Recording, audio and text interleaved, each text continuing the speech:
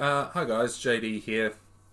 I've been involved in a few forums, a few different EV pages on Facebook, communities and Reddit, and obviously with what I do for work, there's an awful lot of questions regarding EV charging and just, I guess, EVs in general. And because of the vehicles that we have, people have kind of used us as a bit of a go-to resource. My wife is probably not the best person to approach if you do see her out in public, but myself, I'm usually more than happy to answer any questions, assuming I'm not in a mad rush to get somewhere. So I thought there's been a couple of kind of new people to the scene and a lot of potential customers, people who want to buy EVs, people looking at finally making the shift, or maybe hybrid vehicle owners that are keen to go the whole EV route but still don't feel like they quite know enough around the charging infrastructure side of things, or just somebody who's a complete beginner to EVs and wants to sort of start to get a handle on it all. So this video is going to be like really basic, kind of not get into too much, with the exception of the charging ports, and it's going to be a little bit more complicated, but there is a really good reason for it, so try to just bear with me on that one. And I guess it's going to be a bit of a how-to guide or guide for dummies, or the 101 book of EVs kind of thing. So we'll just crack into it, and if I've forgotten anything, I will be editing this video because I want to try and get some images involved, especially around the charge ports side of things, menus in some of the more common vehicles, although I don't have access to every EV under the sun, but I'll certainly try to upload as many as I can. And yeah, I'll try and answer any questions that come up below as well. So first things first, a lot of battery electric vehicles, so how they differ from hybrids is obviously you get completely rid of the petrol engine, you charge the battery solely from a wall socket, assuming we haven't evolved into solar cars by the time you see this video. But basically you charge it up from a wall socket of some description, whether it's an AC power source usually at your home or at some public slow charging infrastructure, or whether it's a DC fast charger. You get your electricity external from the car and fill a battery. You fill the battery to a percentage, and then that battery goes through a controller to a motor and turns the wheels. So they're actually really simple.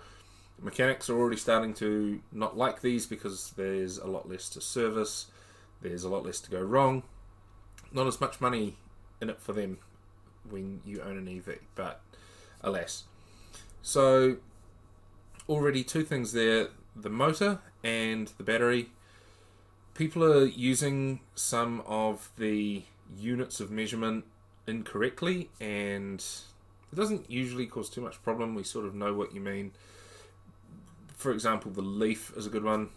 A 24 kilowatt hour Leaf is a battery capacity of 24 kilowatt hours. It doesn't mean that the motor puts out 24 kilowatts. That would be a kind of slow vehicle. It definitely wouldn't make it up our hill to get home anyway. So kilowatt hour, having that H at the end, or the hour, signifies that you're talking about the capacity of something. It's a fixed unit. You can think of it like a bucket or a pool. It holds a certain amount and it doesn't really change. Motor power output is measured in kilowatts. It's the metric equivalent of horsepower. 1 horsepower is 0.738 kilowatt watts, somewhere around there. But yeah, basically 3/4. And that's your power output. That's how much it can deliver to the ground. And kilowatts is also going to be used in terms of charging. You don't use kilowatt hours as a speed of a charger. You will have a 3 kilowatt charger, or a 6.6 kilowatt charger, or a 7.4 kilowatt charger, or a 50 kilowatt charger, or a 100 kilowatt charger, and on the numbers go. But the charger output is measured in kilowatts.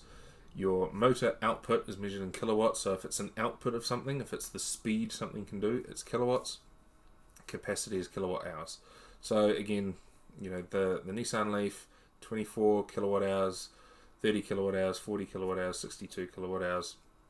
Those are the, as of time of recording, the 4 options that you get. There are different battery types within those, so they're not all directly interchangeable.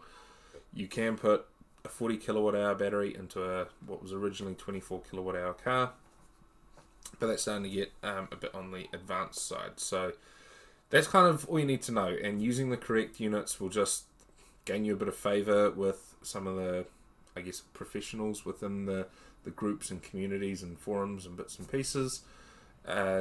Getting off on the right foot can help you get the information that you're really looking for a lot quicker. So again, most of us, we know, there's no such thing as a 40 kilowatt Leaf, so we kind of know what you mean. And a lot of manufacturers are going away from this anyway. The things like the Polestar and Tesla, they're using different terms like long range, performance, etc., they will tell you how many kilometers basically it will travel rather than the battery capacity, because they're not directly related. A 75 kilowatt hour car is not going to go 3 times a 24 kilowatt hour car, so it's kind of it was a metric that was handy in the beginning, not so much now. So say you are interested in purchasing an EV, or you want to hire one for a month, or whatever the case may be, you need to charge it up. New Zealand's pretty lucky. We've got a pretty good DC fast charging network out there. There's a number of players in the space. There's Thundergrid, there's ChargeNet, WEL, Hackathon. There's all these different sort of payment gateways and bits and pieces. I do suggest signing up to more than one. Have your options open. If one system goes down, there's some redundancy. You can pop over and use a different charger.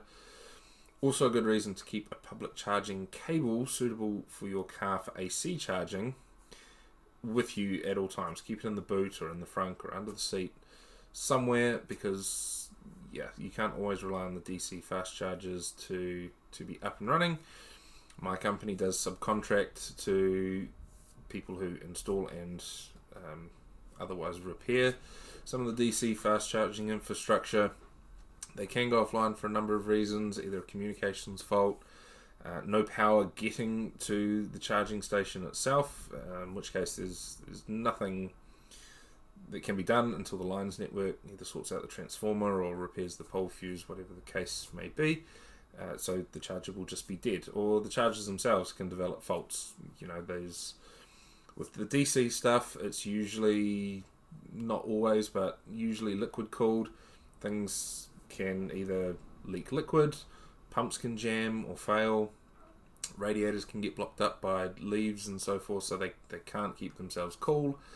There's a lot of air-cooled units, which they can, if the wrong vehicles sit there for prolonged periods of time, they can overheat and go into a temporary shutdown mode. Things can get damaged. So while the DC infrastructure is really, really cool that it's out there, don't always rely on it, because it may not be online when you need it. So always kind of have a plan B, and unless you're planning on going on a road trip, try to not stray too far from a known alternative. So the other thing with public infrastructure is DC fast chargers will have the cables attached. You don't need to worry about bringing a suitable cable. It's attached to the station, and there's a number of reasons for that, but you just don't need to worry. The only thing you need to check is that the port on your vehicle is compatible with the charging station you're about to visit. So, for example, in our Nissan Leaf, it has a CHAdeMO port, which pretty much every DC fast charger has, but not all. And on the other side is usually a CCS, a combined charging standard port, which is common on basically anything that's not really Japanese. All your European and American vehicles will support CCS.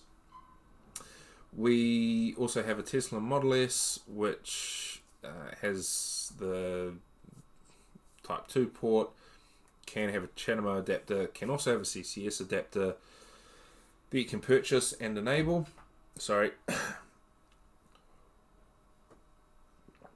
And if you do that and go down that route, it'll come up in your in-car navigation system as to what chargers are suitable for you.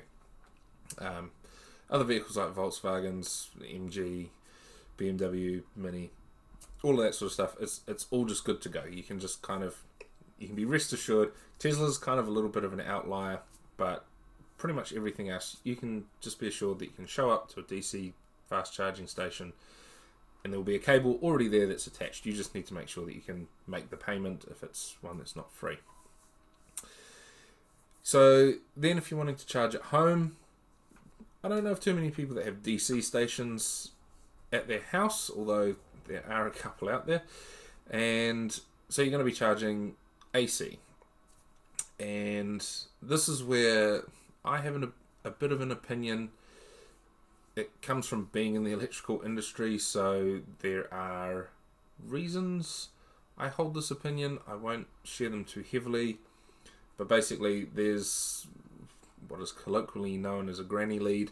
It's a plug-in EVSE that plugs into either a 10 amp outlet, a 15 amp outlet, a 16 amp C-form, or it's known as a caravan outlet, the blue round one. There are some people that have PDL 56 series on the end of their EVSEs, their granny cables. 56 series and caravan sockets are preferred because they are designed for high duty cycle applications, and charging your EV overnight is a very high duty cycle. It's pretty much 100%. Your normal 3-pin outlets that you would plug your television or water blaster or home appliance into, they're not rated for that, which is why most granny leads will be limited to 8 amps because it basically drops it down to a reasonable current draw over a sustained period of time. I don't like granny leads. I know that it's a whole point of contention for just a whole raft of reasons. Yes, when we first got our Leaf, I put a Bosch unit in, but we did use the granny lead relatively often because there was no public infrastructure at the time. So if we were going to go road tripping to demonstrate the vehicle, there was no other option. We had to plug in on a 10 amp plug. So you don't have the duty cycle rating, which makes them a bad idea. They are, for some reason in New Zealand, it's hard to get a reliable unit. I'm not going to name names, but a quick search on most forums or Reddit pages or even Google searches will show you just how often these have a tendency to fail. And again, it's no one brand. There is just the way that they are put together and the way that they are designed kind of as a unit and what everyone's come to expect. They're never going to be an overly reliable product, and there will be people out there who go, well, I've been charging mine for 6-7 years, whatever, and that's great. They're usually the outlier rather than the norm. It's just avoid it if you can. House wiring is not always up for the sustained draw, even if the plug is. People go cutting plugs off and modifying them, especially the Japanese ones. They'll cut the end off and put a caravan plug on and think that all is well and they've done a great job. Or people that plug into extension leads, which is a big no-no, and everyone always says if you get a heavy duty lead you're fine. You're not. If you've got a loose connection between the extension lead and where you've plugged it into the wall, there's no temperature sensing in that. So your EVSE temperature sensor is only looking at one part of the plug, the problem, the equation, and 30 meters away, usually tucked behind boxes or whatever, is the other end of the plug that you don't plug in and out every day because you just unplug your EVSE. So you're not seeing it, and you can't see the heat damage that's being caused over time.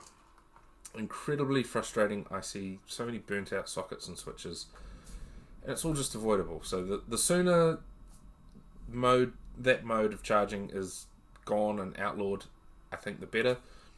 It's not all that expensive to have a home charging station put in, which is safer. You get, somebody's going to check the wiring as it's installed. You're usually going to have more heavy duty wiring. You're going to have 4 or 6mm TPS going to the charging station. Excuse me. It's going to be put in a suitable location for the car, so you don't need extension leads or anything. You're going to be able to charge more often than not, 99% of cases, at a higher charging rate. Even the Leaf can charge at 16. The very first generation Leaf can charge at 16 amps with its onboard charger. So you're able to charge it up in half the time compared to an 8 amp unit. So just convenience wise alone, it would make more sense. You can also then take advantage of things like if your electricity retailer has free hours of power or whatever the case may be, cheaper rates, you can get more charging done within that time frame. So your charging is actually cheaper. Your ongoing costs come way down for the sake of having a proper unit installed. And usually these units, I think everyone that we've installed lately, bar maybe one brand, comes with an app. They all sort of come with some sort of timing function. So you can set it so you can literally arrive home at 6 o'clock, plug the car in, it'll wait until 9 o'clock or whenever your cheap or free power kicks in, start charging the car, and you can make the most of it. So it just kind of makes sense. And also it becomes a fixture of your home. It increases the value of your home by a little bit anyway. It's a lot safer. There's no real reason not to. I know that the cost, $1,000 might seem like a lot for some people, and I realise that, I understand that, I empathise with that, but it is for the safety of your car, for you, for your home. It's a pretty good investment. If you're buying the car, just maybe account for that cost of the charging station as part of the cost of the car. A lot of people, so this is where the generations of Leaf are going to come into it. People have been calling the 2013 to 2017 Nissan Leaf Gen 2. It's not known internally to Nissan as a Generation 2. It doesn't have a chassis code indicating it's a second generation vehicle. I don't understand where it came from. I suspect it's car dealers trying to push their stock over other people's stock when the 2013s came out. Anyone who counts in, any computer programmers out there know that we start at 0. 0 is the first one, so 1 is not 1, 0 is 1. And the chassis code is the giveaway. It's ZEO, and so 0 emissions, 0 first generation. They did put an A in front of the 2013 onwards to basically, there were some changes made, but they weren't enough to make it a new generation of vehicle. It was, you got things, a slightly different battery chemistry, functionally how some things like your handbrake is laid out. They went from electronic to a foot brake. Again, depending on spec of vehicle, some had heat pump, air conditioning units. So there was that small change. They moved the location of the onboard charger from behind the seats to integrated to the PDM. But it's still the same car, and everything, for the most part, is interchangeable between a 2011 car and a 2015 car. There's just no difference. Some of the electronics are obviously different, and you just have to replace more of a module, but you could take a whole PDM out of a 2015 and fit it to a 2011. It's not going to be a problem. So that is kind of important. One other thing that they took away after the ZEO vehicles was the ability to charge to only 80%. Whole ton of people have wondered why, or they think that it's just in a different menu, or whatever the case may be. We can blame America for that. Basically, it came down to the range that they were allowed to advertise the car could do. Charging to 100%, the Leaf could, say, do 130 kilometres, but if you charged it to 80%, it could only do 105 kilometres. And so the American Advertising Committee sort of said, well, hey, look, if you're recommending people only charge to 80%, you can only advertise that 80% range. So the Leaf, all of a sudden, even though it was a newer vehicle, seemed to be able to do less, even though, depending on where your charge settings were, you could actually do the same amount of kilometres.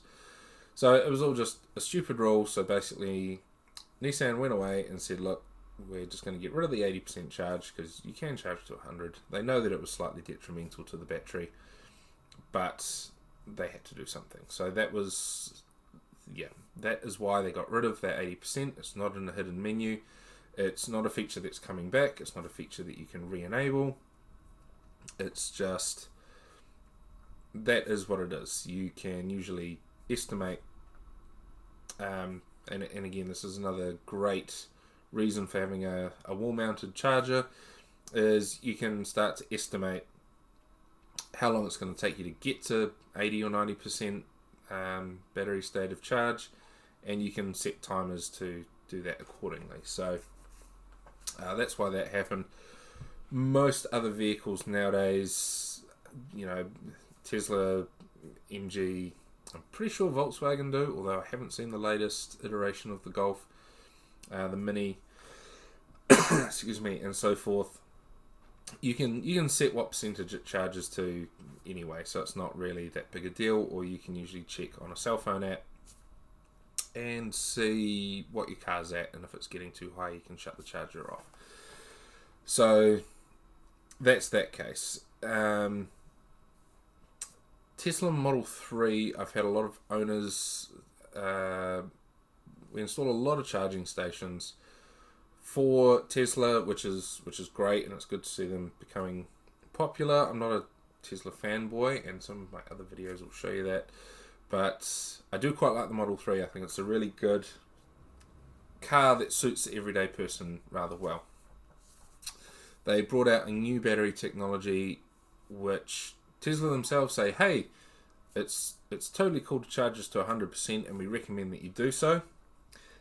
I would say charge it to 100% once or twice a week, and don't leave it at 100% for too long. Like, don't charge it up to 100% overnight and leave it sitting overnight fully charged. I would say time it, drop your charge rate down so that it hits 100% a couple of hours before you're going to use it, because it's only really asking you to charge to 100% so that it can calibrate its range estimate.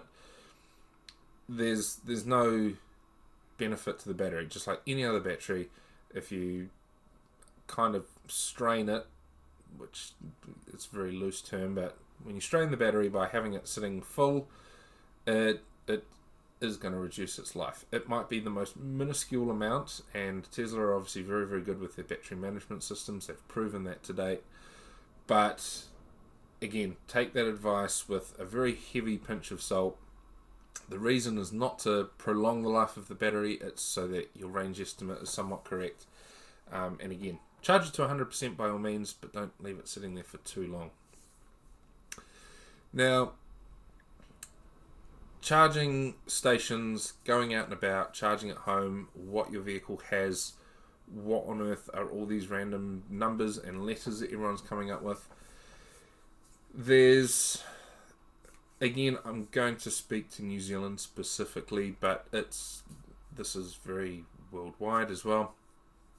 Basically, all the early Leafs, things like the Mitsubishi Outlander, I believe the early Volkswagen Golfs, if you didn't opt for the change in the port, Mitsubishi iMEVs, all that sort of stuff, they use what is a Type 1 port, and people call that the J1772 or J port.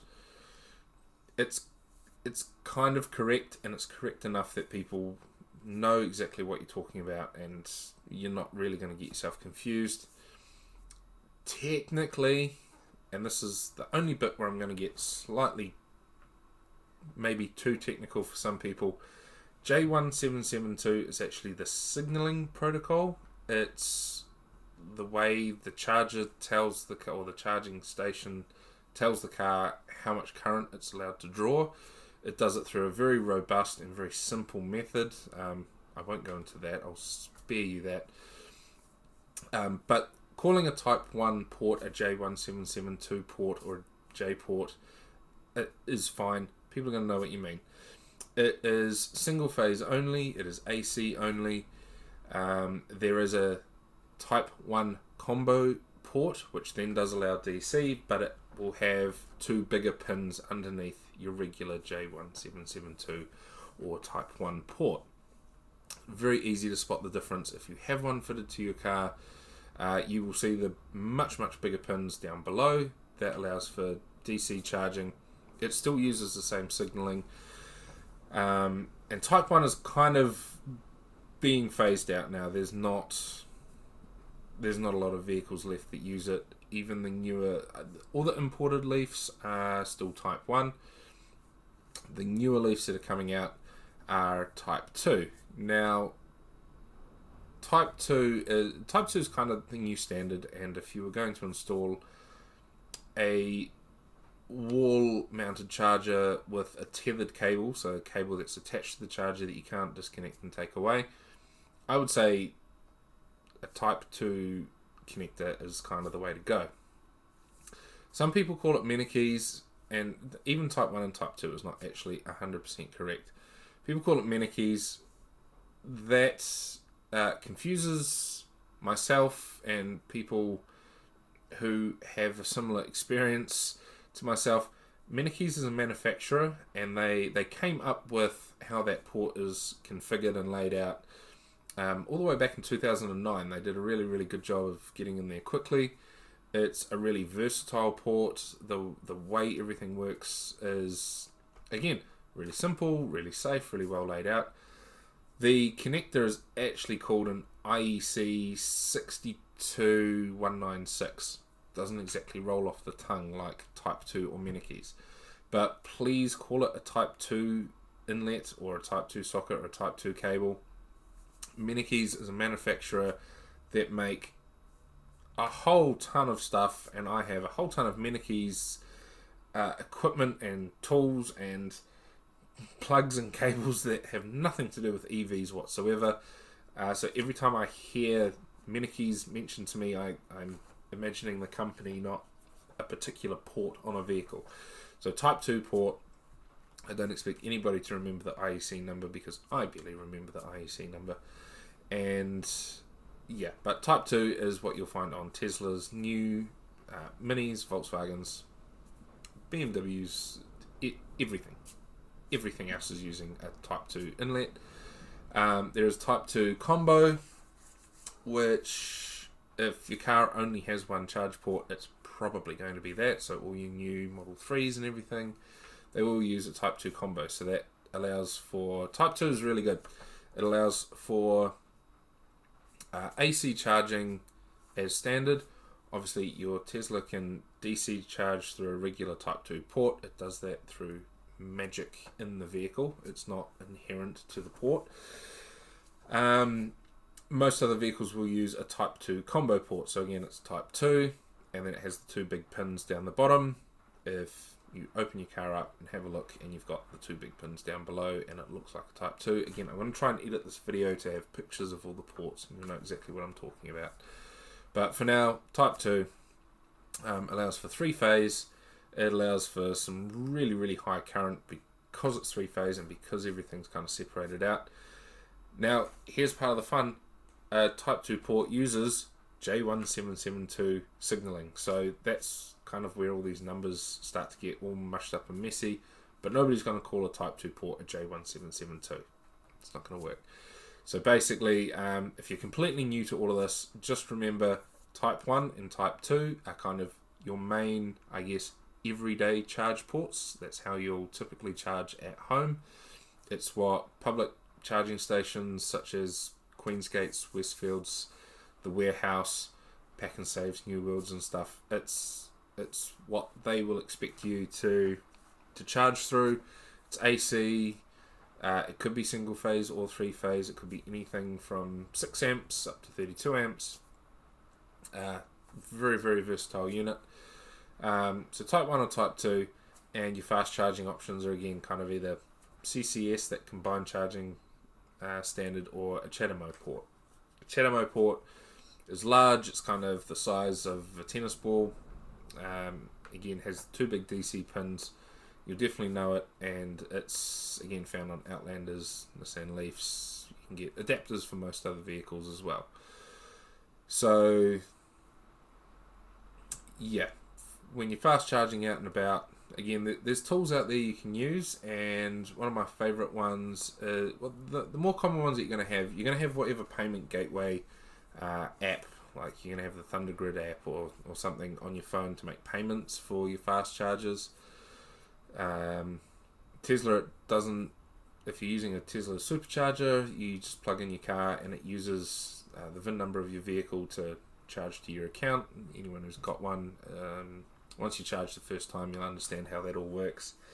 It's pretty simple and straightforward. Other apps on your phone, PlugShare for helping find where chargers are around the country is really handy. The logo in the Play Store and App Store is a little blue plug in a square or circle. And the other one is a Better Route Planner, or ABRP for short. I think as of at the moment it's like a green leaf and a red square. Could be wrong, but again, App Store and Play Store, a Better Route Planner is going to take you to the right one. You set it up with your vehicle configuration, so you can choose a 24 kilowatt hour Leaf, you can choose a 62 kilowatt hour Leaf, you can choose a 60 kilowatt Tesla Model S or a 100 kilowatt hour Tesla Model S. And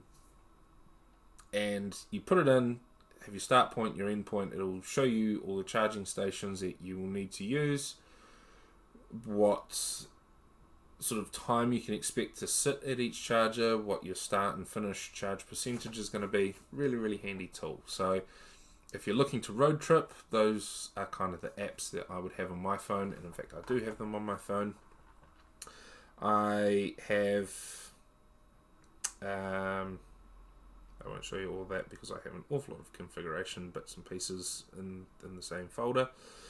But yeah, that's kind of in terms of owning an EV, that's kind of the most I think that people would need to know. And then people sort of ask about parts and servicing them and where to repair them and where to take them for warrant of fitnesses. For the most part, they're exactly the same as any other car. You can take it anywhere to go for a warrant. I would choose somewhere that's independent of a mechanic space, so somewhere that doesn't fix cars, somewhere that just does the inspections. VTNZ is actually a really good one. They tend to know the cars pretty well, and they can shortcut the whole, they can recognise an EV from quite a way away, and they kind of put them through quite quickly. There's no exhaust systems to check, there's less fluids to leak out, so they're kind of keen to get those through quickly. Servicing, rotate your tyres, check your brakes, check your suspension components, kind of the same as any other vehicle, but obviously you have no alternators to worry about, or timing belts to snap, or spark plugs to replace, or fuel filters and bits and pieces. Basically, wiper blades, tyres, brake pads, cabin filters, they're going to be sort of your consumable items, and that's it. Keep on top of those, your car will keep running for a good long time. The Nissan Leaf is pretty bad at chewing through its 12 volt battery. Its DC converter is not renowned at keeping a normal 12 volt battery actually at its correct voltage. So do expect to replace your 12 volt battery on your Leaf at some point. It's nothing you've done wrong. You'll typically find it throwing some error codes when the temperature gets cooler and the battery is around sort of 5 or 6 years old. Unfortunately, that's normal. Swap it out, you'll be good to go again.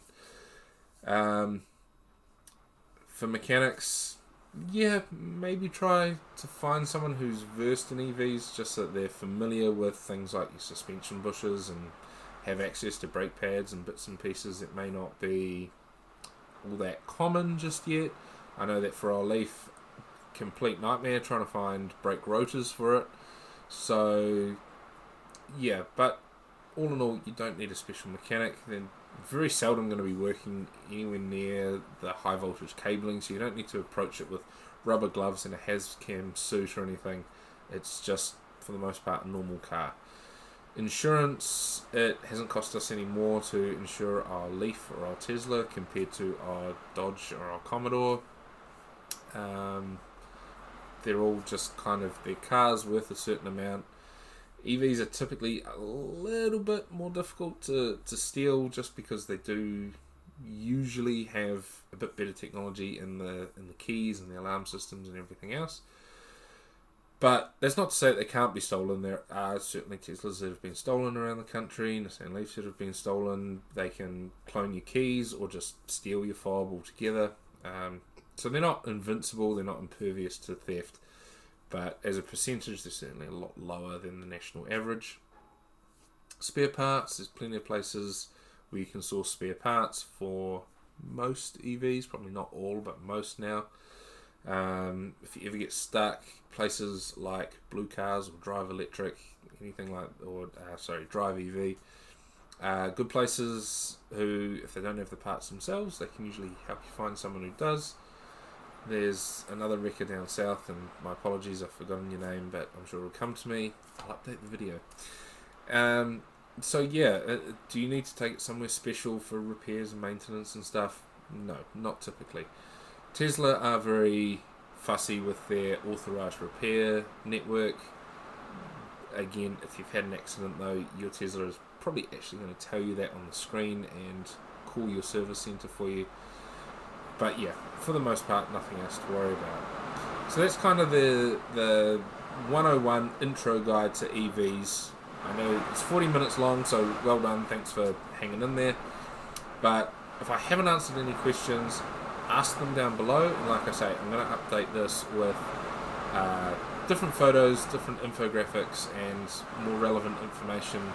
But I thought I'd get this out there because there's been so many forums online that I belong to that have kind of asked for a really basic rundown, and so I thought I'd produce this, get it out there nice and quickly. To the Reddit community, sure, give me all the rewards, I love your gold and silver. If you're in the Facebook group, thumbs up, likes, Twitters and stuff, reshares, fantastic, love it, appreciate it, get it out there so that as many people who are thinking about EV can be comfortable jumping into one. We'll see you in the next video.